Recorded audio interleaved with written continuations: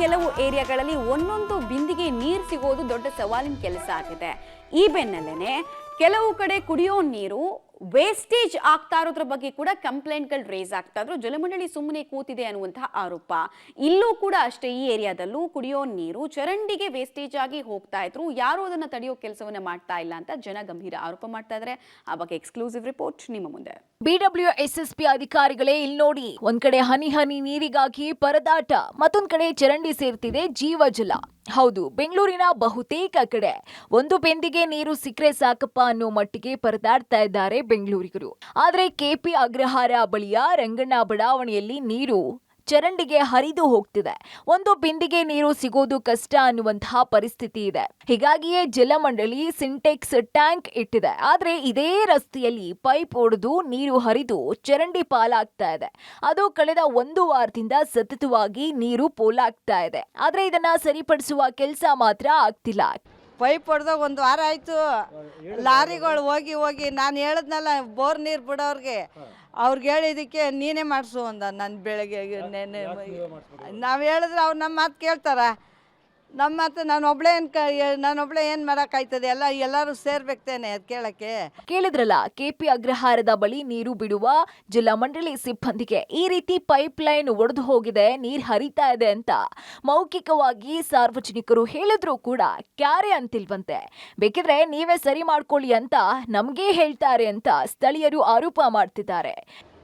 ಅವರು motor on ಮಾಡಿದಾಗ ನೀರು ಹೋಗ್ತಾ ಇರುತ್ತೆ. ಬಟ್ ಏನಂದರೆ ಯಾವ ಕಡೆ ನೀರು ಇರಬೇಕು ಆ ಕಡೆ ವ್ಯವಸ್ಥೆ ಚೆನ್ನಾಗಿಲ್ಲ. ತುಂಬ ಕಡೆ ನೀರಿಲ್ಲ, ತುಂಬ ಸಫರ್ ಪಡ್ತಾ ಇದ್ದಾರೆ.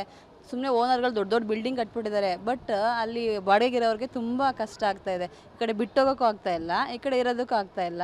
ಬೆಂಗಳೂರಲ್ಲಿ ನೀರಿನ ಅಭಾವ ಯಾವ ಮಟ್ಟಕ್ಕಿದೆ ಅನ್ನುವಂಥದ್ದನ್ನು ಈಗಾಗಲೇ ನೀವು ಪಬ್ಲಿಕ್ ಟಿವಿಯಲ್ಲಿ ವಿಸ್ತೃತವಾಗಿ ನಾವು ವರದಿಯನ್ನು ಪ್ರಸಾರ ಮಾಡ್ತೀವಿ, ನೀವು ಕೂಡ ನೋಡ್ತಾನೆ ಇದ್ದೀರಿ. ಈಗ ನಾನು ಕೆಪಿ ಅಗ್ರಹಾರದ ಬಳಿ ಇದ್ದೀನಿ. ಗಂಗಪ್ಪ ಗಾರ್ಡನ್ 1ನೇ ಮುಖ್ಯ ರಸ್ತೆ, ಇಲ್ಲಿದ್ದೀನಿ ನಾನು. ಇಲ್ಲಿ ಜಲಮಂಡಳಿಯಿಂದ ಒಂದು ಸಿಂಟೆಕ್ಸ್ ಟ್ಯಾಂಕನ್ನು ಇಟ್ಟಿದ್ದಾರೆ ನೀರಿನ ವ್ಯವಸ್ಥೆಯನ್ನು ಮಾಡುವಂಥ ಸಲುವಾಗಿ. ಅಂದರೆ ನೀರಿನ ಅಭಾವ ಇರುವಂಥ ಹಿನ್ನೆಲೆಯಲ್ಲಿ ನೀರಿನ ಟ್ಯಾಂಕನ್ನು ಇಟ್ಟಿರುವಂಥದ್ದು. ಇಲ್ಲಿಗ ಗಮನಿಸ್ಬೋದು, ಒಂದು ಆಟೋನಲ್ಲಿ ಬಿಂದಿಗೆಗಳನ್ನು ತುಂಬಿಕೊಂಡು ನೀರು ಇಟ್ಕೊಂಡು ಬರೋಕ್ಕೆ ಹೋಗ್ತಾ ಇರುವಂಥದ್ದು. ಅಂದರೆ ಎಷ್ಟರ ಮಟ್ಟಿಗೆ ದುಸ್ಥಿತಿ ಇದೆ ಅನ್ನುವಂಥದ್ದನ್ನು ಗಮನಿಸ್ಬೋದು.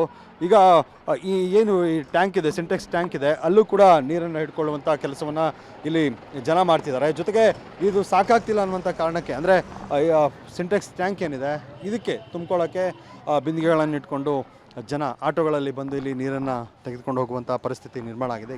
ಒಂದು ಕಡೆ ಟ್ಯಾಂಕನ್ನು ಇಟ್ಟಿದ್ದಾರೆ, ನೀರನ್ನು ಇಟ್ಕೊಂಡು ಹೋಗೋಕ್ಕೆ ಬೇರೆ ಬೇರೆ ಏರಿಯಾಗಳಿಂದ ಬಂದಿದ್ದಾರೆ. ಆದರೆ ಇಲ್ಲಿ ಪೈಪೇ ಹೊಡೆದಾಗಿದೆ. ಜಲಮಂಡಳಿ ಎಷ್ಟರ ಮಟ್ಟಿಗೆ ನಿರ್ಲಕ್ಷ್ಯ ಮಾಡ್ತಿದೆ ಅನ್ನುವಂಥದ್ದು.